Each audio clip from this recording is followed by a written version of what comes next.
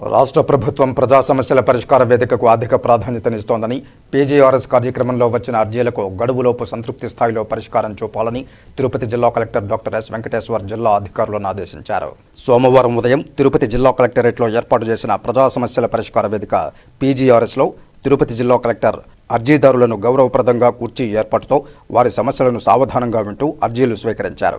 జిల్లాలోని డివిజన్ మండల స్థాయి వరకు ఆర్డీఓలు, తహసీల్దార్లు, ఎంపీడీఓలు తదితర అధికారుల వీడియో కాన్ఫరెన్స్ అనుసంధానంతో అర్జీదారుల సమస్యలపై అధికారులతో అక్కడికక్కడే వర్చువల్ విధానంలో మాట్లాడి పరిష్కారం చూపుతున్నారు. ఈ సందర్భంగా పీజీఆర్ఎస్ అర్జీలను నిర్దేశిత గడువులోపు పరిష్కరించాలని, పెండింగ్ అర్జీలను నిర్ణీత గడువులోగా అర్థవంతంగా పరిష్కరించాలని జిల్లా కలెక్టర్ అధికారులను ఆదేశించారు. జిల్లా కలెక్టర్తో పాటు జాయింట్ కలెక్టర్ శుభం బన్సల్, డిఆర్ఓ నరసింహులు తదితర అధికారులు ప్రజల నుండి అర్జీలు స్వీకరించారు. వివిధ ప్రాంతాల నుండి వచ్చిన అర్జీదారుల నుండి వినతులు స్వీకరించి ఆన్లైన్ నమోదుతో అర్జీదారులకు రసీదులు అందించారు.